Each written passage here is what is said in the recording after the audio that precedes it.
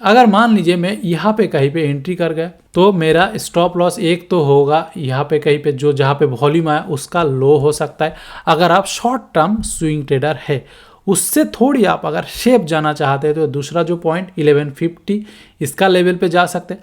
और अगर आप एक्चुअली टेक्निकल इन्वेस्टर की तरह काम करना चाहते हैं कि यू विल बाय नाउ और इन्वेस्टर की तरह आप लंबा अवधि के लिए होल्ड करेंगे, तो आपका जो स्टॉप लॉस होगा 1078।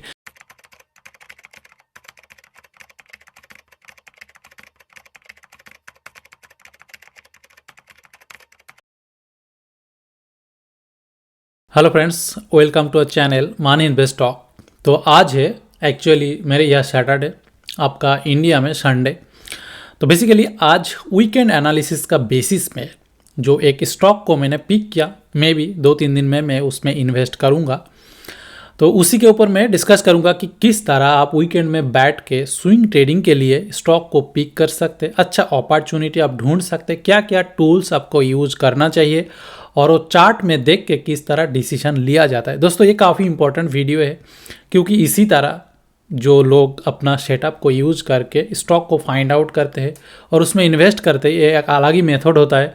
वीकेंड में हमारा काम बढ़ जाता है, मैं अलग अलग स्कैनर चलाता हूँ और उस स्कैनर का बेसिस पे स्टॉक को खोल खोल के देखना पड़ता है।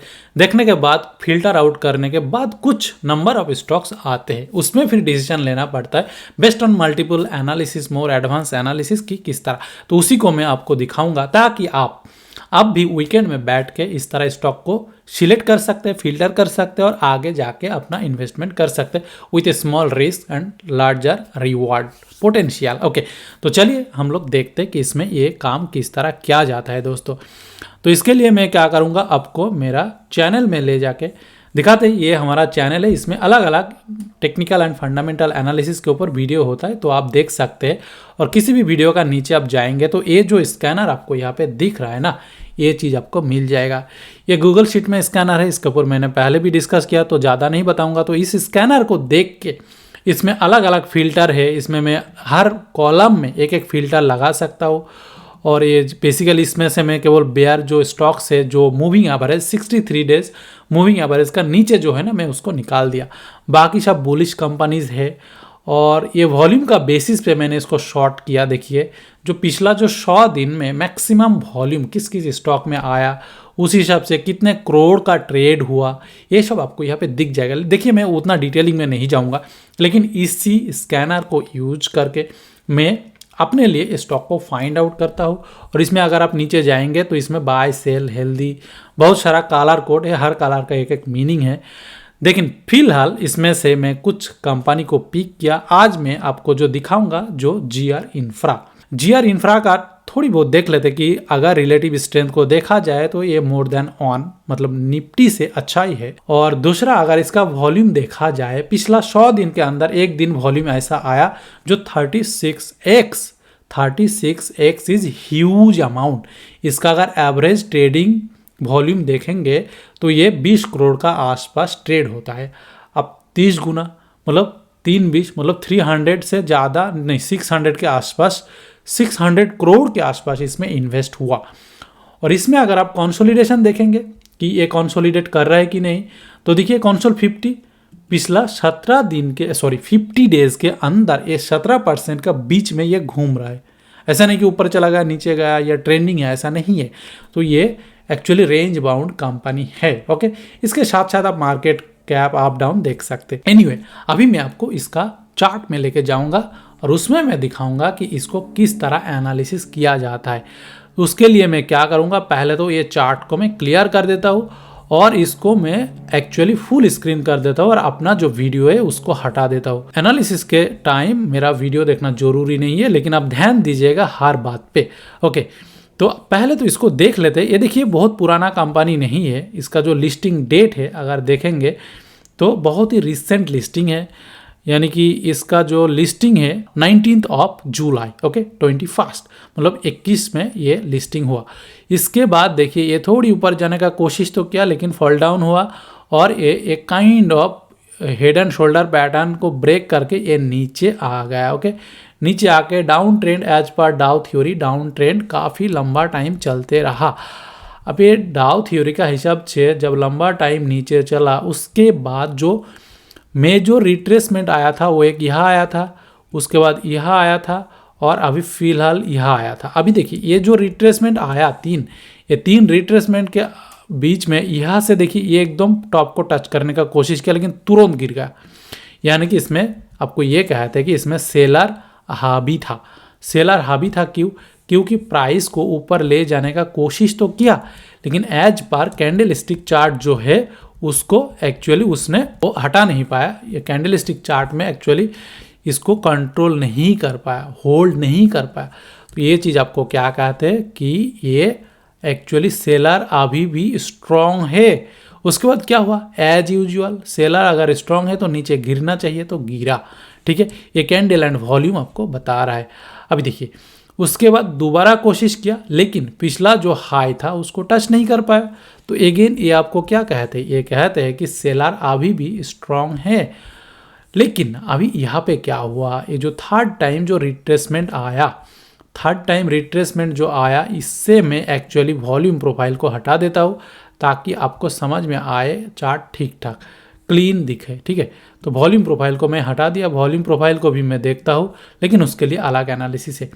यहाँ से जो रिट्रेसमेंट आया, ये जो पिछला जो हाई है ना जहाँ से वो नीचे आया था उसको उसने टच कर गया। अभी ये टच करने के बाद ठीक है, टच कर गया तो कर गया, उसमें हम क्या करें। लेकिन इसमें हम थोड़ी देख लेते कि ये जो प्राइस एक्शन है इसमें हमें क्या दिखा रहा है। तो बेसिकली देखिए यहाँ से जो गया जाने के बाद ये जो प्राइस एक्शन बनाया ना ये अपने लिए इम्पोर्टेंट है। क्योंकि पहला बात, अगर मैं एक ट्रेंड लाइन खींचूँ ये दोनों लो को लेके तो ये आपको दिखा रहा है कि ये अप ट्रेंड में है, यानी कि हायर लोज बनाना चालू किया। तो एज पर डाउ थ्योरी क्या कहते हैं, डाउ थ्योरी कहते हैं कि अगर हायर लोज बना रहा है तो उसमें एटलीस्ट स्ट्रेंथ तो है, कंपनी में या स्टॉक में स्ट्रेंथ तो है, बायर लोग इंटरेस्ट शो कर रहे हैं इसलिए हायर लोज बना रहे। तो ये जो दोनों पॉइंट है ये दोनों आपको बता रहा है कि हायर लोज बना दिया, जो चीज़ इससे पहले नहीं हुआ था। यह तो हुआ था लेकिन पिछला हाई को टच नहीं कर पाया, यहाँ पे हुआ एंड पिछला हाई को टच किया। देखिए ये छोटी छोटी जो ऑब्जर्वेशन है ना यही चीज़ आपको एक्चुअली डिफरेंट टाइप का जो सेंटीमेंट या एनालिसिस आपको करने में हेल्प करते हैं। तो पिछला हाई को टच किया और हायर लोज बनाया, it means as per Dow theory stock is showing some strength. अभी देखिए उसके साथ साथ हम क्या देखेंगे, हम ये भी देखेंगे कि इस बीच में दो बड़ा बड़ा वॉल्यूम आया। जो फर्स्ट वॉल्यूम आया यहाँ पे, इसका नंबर तो पता नहीं लेकिन यहाँ पे आप देख सकते, जब मैं वहाँ पे माउस को रखूँगा तो आप इस पर देख लीजिए ये जो वॉल्यूम है ना VOL, वहाँ पे नंबर आप देख लीजिए, वहाँ पे कितना 2 मिलियन यानी कि 20 lakhs वॉल्यूम आया है ना, 20 lakhs वॉल्यूम आया। और इसका एवरेज वॉल्यूम क्या है, एवरेज वॉल्यूम यहाँ पे व्हाइट लाइन से देख लीजिए। ठीक है, यहाँ पे देखिए व्हाइट लाइन 64,000 यूजुअल वॉल्यूम आता है, यहाँ पे आया 2 मिलियन, तो ह्यूज वॉल्यूम। 1/2 लाख वॉल्यूम जहाँ पे आता है वहाँ पे 20 लाख वॉल्यूम आया, यानी कि 40 गुना वॉल्यूम आया, huge volume. Again another big volume is this volume हम लोगों ने देखा जो 36x वॉल्यूम आया, वो हुई ये 36x, यही सबसे बड़ा है।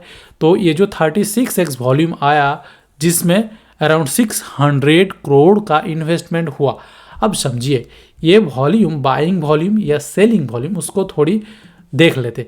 देखिए ये सब चीज़ समझने के लिए आपको कैंडल एंड वॉल्यूम का वीडियो देखना पड़ेगा जो नीचे आपको मिल जाएगा। तो इस कैंडल जब बना इसके बाद जो प्राइस हुआ क्या हुआ, ऊपर गया। तो ये ऑफकोर्स है बायर वॉल्यूम, बायर लोगों ने एग्रेसिवली बाय किया इसीलिए प्राइस ऊपर गया। और यहाँ पे क्या हुआ, इस कैंडल पे देखिए ये जो है इसके बाद प्राइस 2 दिन गिरने का कोशिश किया लेकिन धीरे धीरे ऊपर ही जा रहा है, तो ये भी बायर वॉल्यूम। ठीक है, तो ये जो दोनों बायर वॉल्यूम आया इसका मतलब क्या है, जो इतना बड़ा वॉल्यूम बनाया वो कौन है दोस्तों, ये बहुत बड़ा म्यूचुअल फंड होता है, HNI होता है, DII, FI, ये लोग होते हैं जिनके पास बहुत पैसा है। हम जैसे रिटेल ट्रेडर नहीं होता है, हम तो केवल इसको ऑब्जर्व ही कर सकते हैं। इतना बड़ा वॉल्यूम बनाने का कैपेबिलिटी हम लोगों में नहीं है, मेरे में नहीं है, क्योंकि मेरे में अगर होता तो आपके लिए वीडियो बनाने का टाइम नहीं होता, और आपके पास अगर होता तो मेरा वीडियो आप देखते नहीं। ओके, तो एनीवे हमारा जो एनालिसिस है हम लोग बड़े लोगों को फॉलो करते। अब यहाँ पे जो वॉल्यूम आया, जो 600 करोड़ का पैसा लगाया, वो लोग क्या ऐसे ही लगा दिया क्या? ऐसा नहीं लगाया। उनको इस कंपनी के बारे में, इसका फ्यूचर के बारे में, अर्निंग के बारे में, फंडामेंटल चीज़ों के बारे में कुछ पॉजिटिव सेंटिमेंट उनमें है, इसीलिए वो इस तरह रिस्क लिया है। अगर उन्होंने रिस्क लिया तो वो भी कुछ जानबूझ के रिस्क लिया। अगर हम ये काम करेंगे तो हम क्या करेंगे? देखिए, जहाँ से बाय किया वो प्राइस को ये लोग प्रोटेक्ट करने का कोशिश करेंगे, तो प्राइस को यूजुअली ये सब लेवल पे आना नहीं चाहिए। अगर आते भी है ना, थोड़ी टाइम बाद वो फिर रिवर्स हो जाता है, मोस्टली हो जाते हैं, क्योंकि कभी कभी वीक हैंड आप जैसे हम जैसे लोगों को निकालने के लिए थोड़ी टाइम के लिए वो नीचे लाएगा, नीचे ला के दोबारा वो ऊपर लेके जाते हैं, लेकिन ज़्यादा टाइम वो रखेंगे नहीं, ठीक है, क्योंकि उनका अल्टीमेट पर्पस गोल वो नहीं है। अभी देखिए ये हो गया।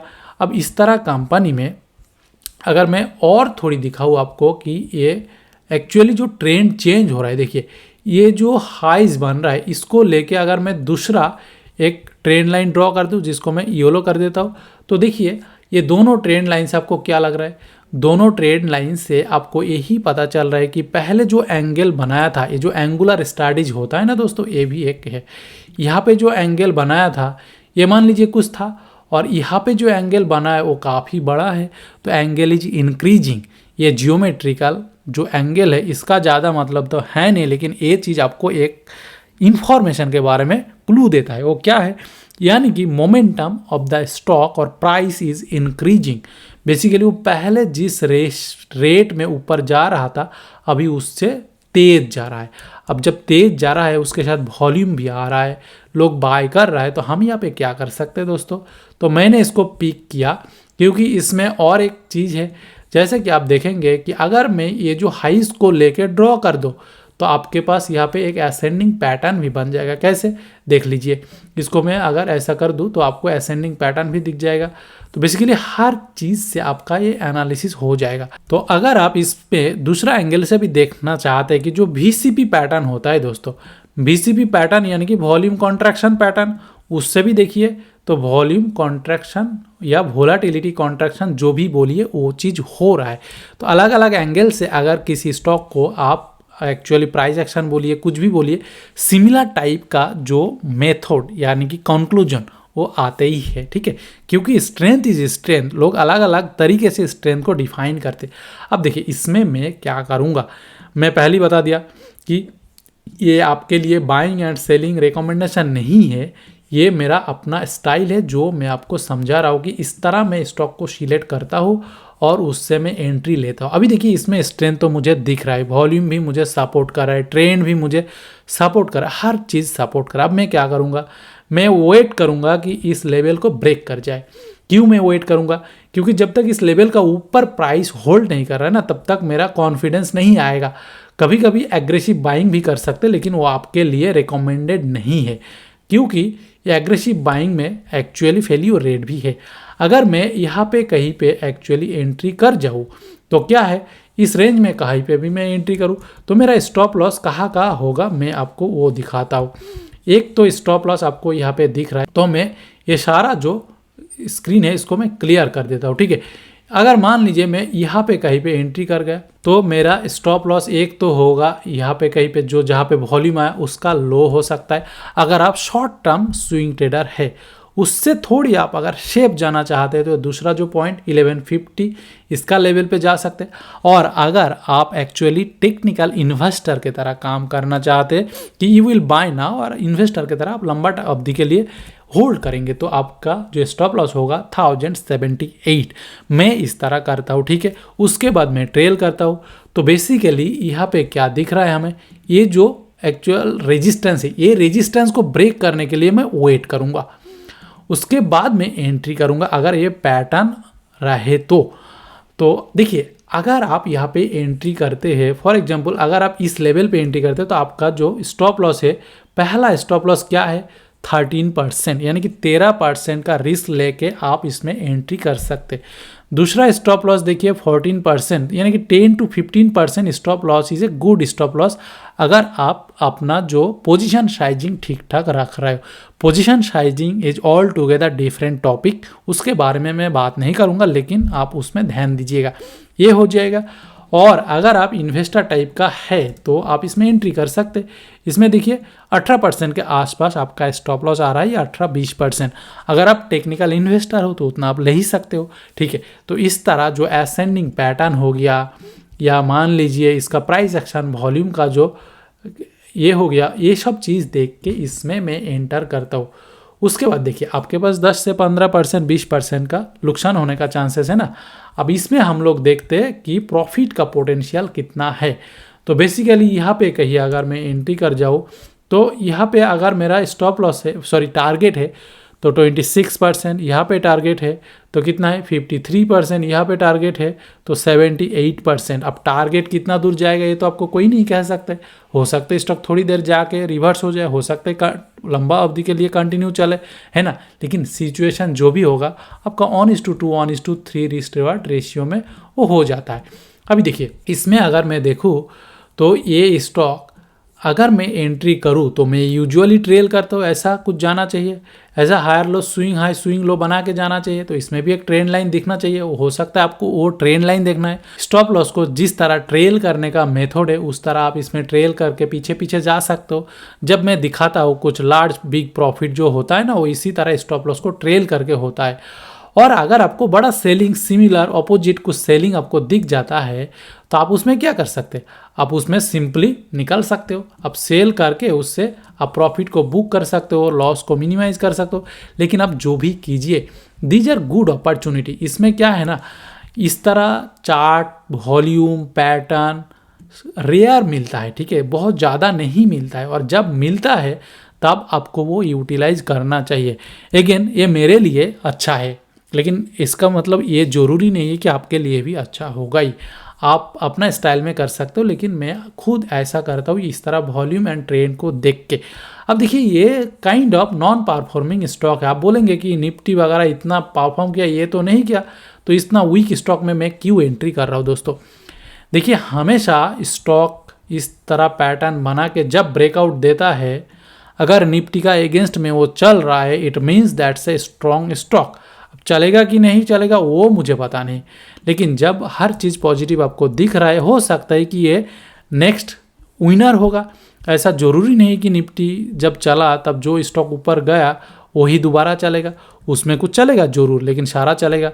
या जो नहीं चला वो नेक्स्ट रैली में नहीं चलेगा, ऐसा भी नहीं है। लेकिन दिस टाइप का जो बुलिश सेंटीमेंट ये आपको ये कहता है कि ये स्टॉक अच्छा है, इसमें रिस्क टू रिवार्ड मेंटेन करके आप इसमें इन्वेस्ट कर सकते हो। तो बेसिकली मैं भी दिस वीक में कहीं पे इसमें एंट्री करूंगा। मैं इस तरह रिकमेंडेशन नहीं देता हूँ, ये भी रिकमेंडेशन नहीं है, लेकिन आप अपने लिए इन फ्यूचर इसमें आप कर सकते हैं, इसलिए मैं एक्चुअली इसको दिखाया। तो दोस्तों इसमें देखिए इस तरह इससे डेटा को निकाल के किया जाता है। दूसरा मेरे पास जो पाइथन स्कैनर है उससे ये जो हाई लो कौन क्या बना रहा है ये चीज़ डायरेक्टली आ जाता है। ऐसा नहीं कि मैं केवल गूगल शीट के ही देखता हूँ। देखिए मार्केट में अलग अलग टेक्निक होता है, और जो वीकेंड होता है वीकेंड में मेहनत तो अपने आप बढ़ जाता है, क्योंकि स्कैनर को रन कराओ, एक एक स्टॉक के थ्रू जाओ, और जाते जाते एक्चुअली क्या है ना, बहुत नंबर अब कुछ 20, 30, 50 स्टॉक ही आते हैं। और अब जब देखते देखते यही बार बार आते हैं, हर हफ्ते 2-4 इधर उधर होते हैं, तो आपको काइंड ऑफ मेमोराइज हो जाता है कि किसका सिचुएशन क्या है, किस में किस तरह चल रहा है। तो ये आपका डेली काम है। तो एक्चुअली इसका लॉन्गर चार्ट अगर देखेंगे तो ये बहुत बड़ा है, इसमें बहुत सारा स्टॉक है। इसमें लगभग कितना जो सारा स्कैनर के बाद 629 स्टॉक्स आया, उसमें से इसमें एक्चुअली बहुत ही कम है। इसमें देखेंगे एक्चुअली नंबर में जंप है, देखिए 24 के बाद 25, 29, 42, तो बहुत ही कम है। इससे अगर देखेंगे एक पेज में कितना आएगा, 30-40 आएगा, तो कुछ 50 स्टॉक आया है जिसको मैं देखता हूँ, और उसमें आधा से ज़्यादा मुझे पता होता है। इसमें अलग अलग फिल्टर है, फिल्टर को लगा के देखते हैं दोस्तों। तो बेसिकली ये पाइथन स्कैनर का अगर एक्सेस आपको चाहिए तो वीडियो का नीचे, कोई भी वीडियो का नीचे डिस्क्रिप्शन बॉक्स में हमारा जो लिंक दिया हुआ है उसके थ्रू, या ये जो कॉन्टैक्ट डिटेल्स दिया हुआ है इसके थ्रू आप कॉन्टैक्ट कर सकते हैं। ऑफ कोर्स ये फ्री नहीं है दोस्तों, तो इसके लिए ये पेड वर्जन है और उसके लिए आपको तो ऐसा फ्री नहीं मिलेगा। लेकिन एनीवे मैं इनकरेज करूँगा कि आप खरीदिए मत, मुझे पैसा देने का ज़रूरत नहीं है। आप इस तरह स्ट्रैटेजी अपनाइए, खुद का स्कैनर बनाइए और उससे आप ट्रेड कीजिए, ताकि आपका एक्सपीरियंस हो जाएगा तो आप उसमें और अच्छे से काम कर सकते हैं। इस तरह वीडियो देखने के लिए हमारा चैनल को चेकआउट कीजिए। चलिए दोस्तों, मैं उम्मीद करता हूँ कि ये जो नॉलेज है, ये जो स्टॉक पिकिंग जो मेथड है आपको काम में आएगा। और इस तरह जो भी ट्रेडिंग सेटअप के बारे में मैं डिस्कस करता हूँ, ये चीज़ एक्चुअली एनिमेशन के जरिए दिखाया जाता है, लेकिन ये आपके लिए काइंड ऑफ लाइव एग्जाम्पल है जो मैं कर रहा हूँ वीकेंड में बैठ के दोस्तों। ओके, मैं उम्मीद करता हूँ कि ये मेथड आप भी यूज कर पाएंगे। चलिए, कुछ क्वेश्चन है तो कमेंट बॉक्स में लिख के बताइएगा और मिलते हैं नेक्स्ट वीडियो में। Bye bye.